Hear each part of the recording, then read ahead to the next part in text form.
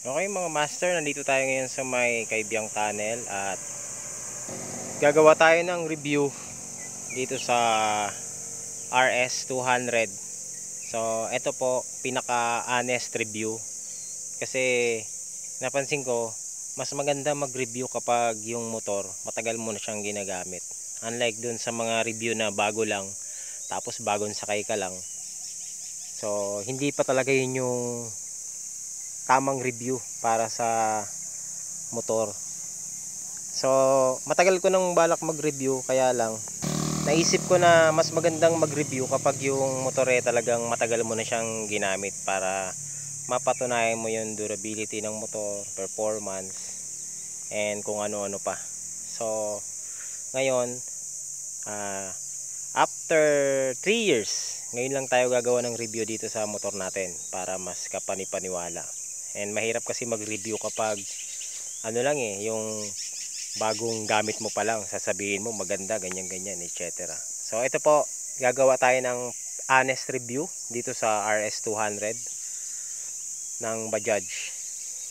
So ngayon ko lang to gagawin. Matagal ko na siyang gustong gawin, pero naisip ko nga na kailangan yung review natin talagang concrete yung lahat ng sasabihin natin para mas kapani-paniwala. Hindi lang sales talk mga master. So, nandito pala tayo ngayon sa Kaibyang Tunnel at kasagsagan ng ng quarantine sa NCR. So, tayo taga NCR tayo, pero pinalad tayo na makapag-ride muna para makagawa ng review dito sa motor natin. So, sa mga nagtatanong dito sa Bajaj, karamihan ng comment nila, yung mga tropa, sinasabi nila sirain daw. Although joke lang yan, pero syempre minsan yung mga baguhan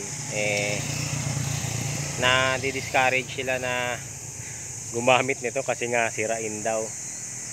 So para sa akin, eto na po, pagdating sa tibay niya, yung tibay ng makina, ng mga pyesa, ito sasabihin ko, pagdating sa makina, yung performance ng makina, wala naman ako masabi kasi malakas yung makina niya. Sa tulin, syempre matulin din kasi sa 200cc category niya, siya yung angat sa ibang brand. So kaya medyo nagustuhan ko rin yung speed niya at performance ng makina. Specs muna tayo dito sa motor natin. Wala pa akong ginagalaw dito sa motor. Lahat eto stock parts pa.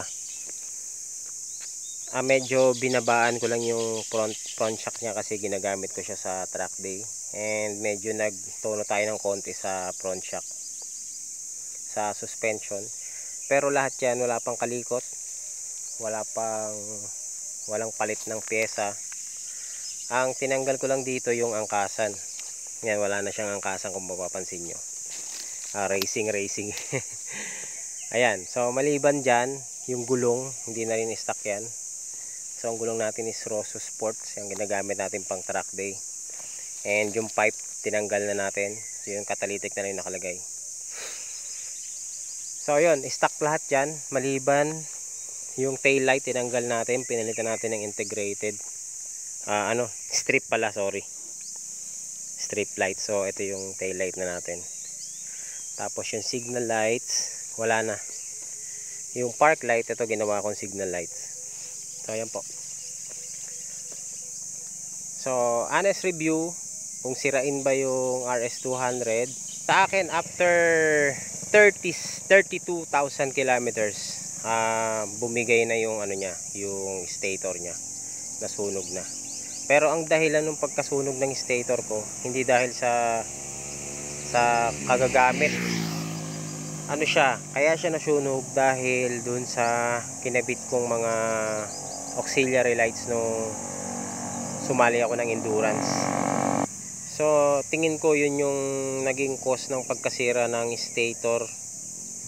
Parang overloading dun sa supply, kaya nasunog yung stator niya. Pero halos marami ako nakikitang mga RS200 na yun ang problema nila, yung stator. So ito po yung issue ng RS200. Madalas na masunog yung stator niya, lalo na pag maraming mga nakakabit na mga auxiliary at kung ano-ano pa, yung mga ilaw. So parang nag-overload yung yung stator niya. And bukod dun sa stator, yung rectifier, hindi naman ganun karami ang issue ng rectifier, mas marami yung issue sa stator. Pero maaalagaan mo yung stator mo kapag pinanatili mo siyang ganyan, stock. Walang mga ilaw-ilaw, kung ano-ano, walang mga blinker. Kasi simula nung tinanggal ko yung mga ilaw ko, yung mga auxiliary ko, hindi na nagka-problema yung stator ko. And kung mapapansin nyo, yung milyahe niya, checkin natin yung mileage niya. So huli ako nasiraan nung 32,000. So ngayon 56,000 kilometers na yung yung tinatakbo ng motor. And so far wala pa naman akong issue na nararamdaman sa motor. So hindi pa at 56,000 kilometer mga master, hindi pa yan na tune up itong motor ko. Yan sa totoo lang. Ang ginawa ko lang dyan, lininis ko lang yung throttle body nya. And ang spark plug nya 56,000 kilometers. Kung ano yung spark plug nya nung una, yan pa rin. Hanggang ngayon hindi pa rin ako nagpapalit ng spark plug. So in short, tumatagal yung spark plug pag stock lang yung makina mo. Unlike nung iba, wag na kayo magpapalit ng mga kung ano-anong spark plug, kasi may mga nababalitaan ako na nasabugan ito dahil nagpalit ng mga matataas na klase ng spark plug. So remain stock lang para tumagal yung spark plug nyo. And ang langis naman, kung gagamit kayo ng langis, make sure na yung ginagamit yung langis is fully synthetic. So ako ang ginagamit ko fully synthetic, kahit anong klaseng brand, maganda sa makina pag fully synthetic. Pagdating naman sa pyesa, marami kayong mabibilang pyesa, marami mga online seller na nagbebenta ng mga pyesa nito. Pero I suggest kung malapit ka sa South, dumirekta ka na dun sa Kawasaki sa may Muntinlupa, Alabang. Mas mura doon. And tungkol naman dun sa nababalitaan yung kalog ng mga pairings, ganito. Hindi maiiwasan yan sa mga sports bike na kagaya nito na merong mga kalog talaga yung pairings dahil full paired siya. So minsan matagtag, ma-vibrate yung mga ganitong pairings.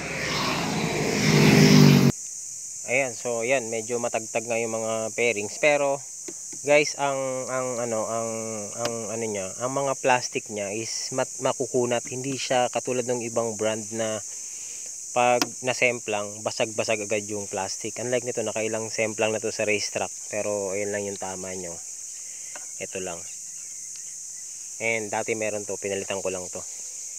So hindi agad siya nababasag, hindi makunat yung mga plastic niya. Hindi ma-brittle yung mga plastic niya, makunat yung plastic niya. Tulad nito. Anong nabangga ako. Ayan. Ang lakas ng impact pero hindi siya nabasag agad. So matibay yung plastic ng RS200. And siya nga pala, ang medyo mahal lang dito yung mga pairings niya.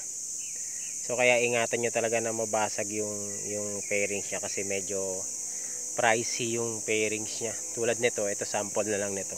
Itong fender na to sa harap, pag yan nabasag, nasa 2,000 mahigit yan. Unlike dun sa mga Yamaha na ibang brand, Yamaha etc., wala pang 1,000 makakabili ka. Pero pagdating sa RS200, mahal yung pairings niya. So medyo pricey yung mga parts niya na panlabas. Pero yung presyo naman ng mga pyesa sa loob, medyo mura lang. Kasi yung stator, kapag nasiraan ka ng stator, kung dedirekta ka sa factory, makakabili ka lang yan ng mga nasa 1,900 to 2,000 something lang. So sa online, makakabili ka niyan mga nasa 2,300, 2,500, depende. So yun po. Ano pa ba? Yung gas consumption niya, napansin ko hindi siya ganun katakaw kahit na 200cc siya, dahil nga siguro fuel injected siya. So hindi matakaw yung motor na to sa gasolina. Pinambiyahe ko to ng North Loop, wala pa sa 2,000 yung ginastos ko sa gasolina eh. So performance wise, hindi siya ganun katulin na akala nung iba. Pagdating sa top speed niya, depende sa bigat mo, depende sa set ng sprocket. Pero kung stock lang yung sprocket mo, pinakamatuli ng itatakbo niyan 153 kilometers per hour.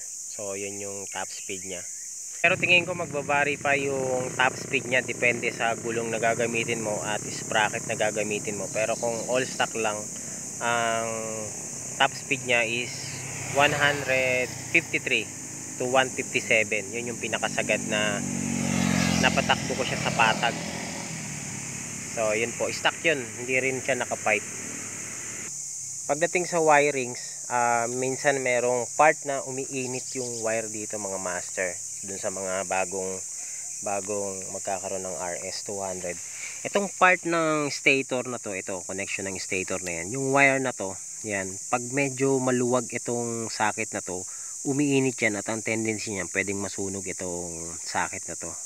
Kaya dun sa mga baguhan na kakukuha lang ng kanilang RS, pwede nyo tanggalin to tapos lagyan nyo ng grasa yung mga socket para hindi siya nagkakaroon ng corrosion, para hindi umiinit at hindi kumakalog yung wire.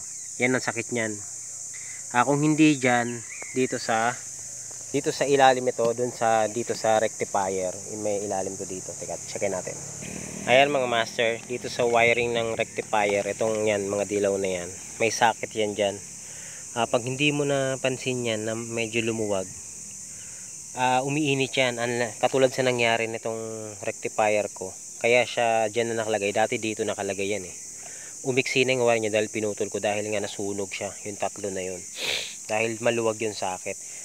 So lagi nyo titingnan yung wire ng stator at saka ng rectifier, dahil yan yung nagiging cause ng pagkasunog ng wire dito, yung overheat niyan. Pasensya na kayo, medyo madumi. Naglagay tayo ng mga tools dito eh, para meron tayong baon. So yun yung issue sa wiring, bukod dun sa sa stator. Yun, umiinit yung wiring na yun. And yung isa pa mga master, kung para dun sa mga naka RS, bago lang, para alam niyo yung iba pang issue nito. Yung radiator niya, disposable yan. Wala kang hindi napapa-repair yung radiator niyan. So minsan dahil sa vibration, nagkakaroon ng crack yan, kaya nagkakaroon ng leak yung radiator. And ang pinaka best choice nyo na gawin, kung maliit pa lang yung leak ng radiator, pwede nyo lagyan ng epoxy steel, katulad ng ginawa ko. So linagyan ko ng epoxy steel. Until now hindi na siya nasira, dahil yun dun sa vibration ng makina. And syempre lagi ako nasa long ride, yun siguro naging cause nun, nagkaroon ng crack yung radiator nya. So yung ibang issue, yung minsan meron ako nabalitaan na nag-overheat. Ang cause ng overheat nito, sa fan, yung fan nya hindi ganun kalakas bumuga. Pag meron kayong ganong issue, ipa-check nyo yung radiator fan, kasi minsan hindi siya umiikot, doon din nagkakaroon ng corrosion. Pero so far naman sa akin, wala naman nangyaring ganon. So yung iba lang, nag-overheat sila dahil nga yung fan hindi umiikot. Pagdating naman sa suspension play mga master, kung hindi ka naman mahilig sa bangkingan, okay na yung stock setup ng suspension mo sa likod. Pero ako kasi nagtatrack ako, ginagamit ko to sa racetrack, kaya yung suspension ko medyo tinigasan ko, sinagad ko na para hindi mauntol. Yung stock okay lang din pang daily use. So, depende rin sa driving habit mo, kung anong trip mo. Ako kasi binago ko na yung yung tono ng suspension. Kaya medyo matagtag ako sa city driving, pero sa racetrack okay naman. So Ano pa ba ang mga issue? Wala actually mga master, sa totoo lang. Kabaliktaran ng mga sinasabi ng iba na nasirain tong unit na to. Sa 3 taon na ginamit ko to, never pa akong pinasakit yung ulo ko. So walang mga major na damage to na pinaayos ko at gastos. Wala akong masyadong ginastos dyan. Bukod tangi lang dun talaga sa stator dahil talaga naglagay ako ng auxiliary light. Kaya tip ko dun sa mga kabibili lang ng RS200 nila na hanggat maaari remain stock lang, wag na kayo maglagay ng mga ilaw-ilaw kasi yun yung nagiging cause ng pagkasira ng stator. Hindi yan dahil dun sa traffic na sinasabi nila. Kasi ako, lagi rin naman ako nasa traffic eh. And lagi ako nasa long rides. And kung mapapansin mo, pag long rides, dire-diretso yung takbo lang ng makina. Tsaka malamig yung engine nun kasi malakas yung hangin. Ang sabi nila, dahil sa init ng makina, kaya nasisira yung stator. Hindi ako naniniwala dun kasi lahat na ng driving style ginawa ko na eh. Pero dun lang talaga sa additional na mga ilaw, dun bumigay yung stator. Tingin ko overloading ng kuryente dahil naglagay ako ng 4 na auxiliary light eh. Meron ng dalawang meron siyang 2 relay pero sinira pa rin niya yung stator. So para tumagal yung stator mo, kung ano yung ilaw na nandyan, yun lang ang ilagay mo para siguradong safe ang stator mo. And regarding pala sa coolant mga master, ugaliin yung magpalit ng coolant para hindi nagbabara yung radiator nyo kasi yun din ang nagiging cause ng overheating kapag nagbara yung radiator nyo. So every at least mga 10,000 kilometers magpalit kayo ng coolant, i-drain nyo. Madali naman mag-drain ng coolant ito kasi ito lang dito sa part na to, ayun, yun yung bolt na yun, 8 lang yan, tatanggalin mo lang yan tapos tutulo na dyan yung coolant. So yun lang po ang ganun kadali mag-drain ng coolant. Siguro nasabi ko naman lahat na ng issue ng motor na to. Wala naman masyadong issue yung motor at hindi naman talaga siya sirain. So ako minsan nakikita nyo ako nagpo-post dun sa mga group sirain, joke ko lang yun. So overall satisfied naman ako sa performance ng motor at okay naman. Hindi siya ganun sobrang kaganda pero hindi rin siya pangit. So masasabi ko 1 is the lowest tapos 10 ang highest, nasa 7 siya rating niya. Ganun lang, hindi siya perfect pero pwede na, lalo na sa mga nag-uumpisa sa sports bike. Maganda tong motor na to pang practice. And ang handling pala mga master, papakita ko sa inyo mamaya yung handling nito para dun sa mga sa mga bago lang. So hindi siya full sports bike katulad nung inaakala ng iba, kasi kung mapapansin nyo yung handlebar niya is pang touring yan. So sports touring ang category ng motor na to. Yung iba naglalagay ng mga clip-on pero useless din yung clip-on mga master kasi nga ganun pa rin eh. Pag nag-clip-on ka, iaangat mo pa rin yung clip-on, same pa din. Ganyan pa rin yung allowance yan. So better na wag ka na maglagay ng clip-on kasi sayang lang, gagastos ka lang. So remain stock lang, ganyan, mas matibay pa. Para sa akin lang wala ring may tutulong yung clip-on eh.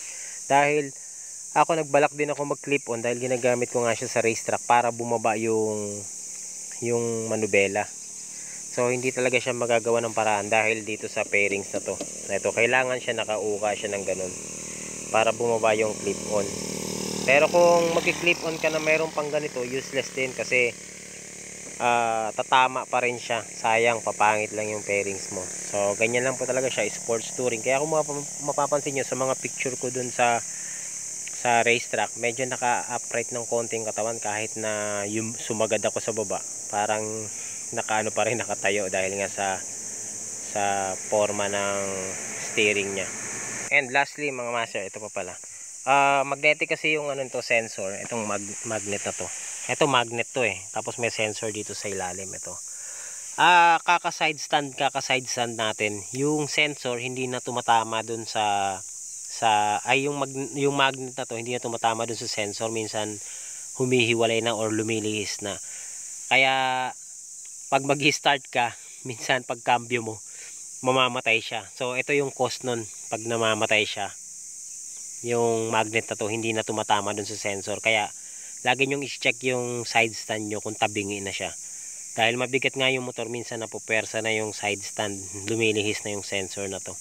So yan lang naman. Baka lang magkaroon ng issue yung mga iba. Baka sabihin nila hindi na umaandar. Yan ang cause niyan, yung ilalim na yan. Pwede mong tanggalin to kung nagkaroon ng ganung problema. Natatanggal naman yan eh. Tapos idikit mo na lang dito sa sensor na to sa ilalim, lagyan mo ng tape at saka cable tie para hindi matanggal. Direkta na yon. Pwede siyang umandar kahit nakakambyo. Pagdating sa handling niya sa cornering, kung 1 ang lowest, 10 ang highest, masasabi ko nasa 5.8 ang handling niya sa cornering. Yun po. Siguro dahil yun dun sa setup ng suspension niya, hindi naman pang racing talaga yung suspension. So yun po, and depende sa skills mo. Kung medyo magaling ka sa pagmumotor, magaling ka sa cornering, hindi mo na siya mararamdaman. Pero kung baguhan ka pa lang sa sports touring or sports bike, medyo kung hindi mo kabisado yung counter steering na tinatawag at mga body position, medyo mahihirapan ka. So itong cable niya, yung throttle cable, pwede ka nang hindi bumili ng original ng RS nito. Yung Rouser 180 kasya. Ito, pang Rouser 180 yan, throttle cable. Ayan mga master. So yan po ang ating honest review, and dun sa mga meron pang idadagdag, i-comment nyo na lang below para malaman pa ng iba. Pero sa akin, so far sa loob ng 3 taon na paggamit ng motor na to, hindi pa naman pinasakit yung ulo ko, and enjoy naman ako sa pagra-ride sa kanya. So tingin ko sulit na yung yung binayad ko sa motor na to, and siguro nasabi ko na yung pinaka honest na review dito sa motor, dahil yun nga, sa loob ng 3 taon na paggamit ko, syempre lahat ng sakit niya na naramdaman na natin. So inuulit ko nga, mas maganda mag-review ng isang gamit kung gamit na para malaman mo yung mga downside at saka advantage ng motor. So tingin ko sa lahat ng gumamit ng RS at nag-review, ako lang yata yung nag-review ng after 3 years. Kaya tingin ko mas solid yung review ko ngayon mga master. So yun lang. And dun sa mga hindi pa nakapag-subscribe, subscribe kayo mga master sa channel natin. And para marami pa tayong mga video na magawa.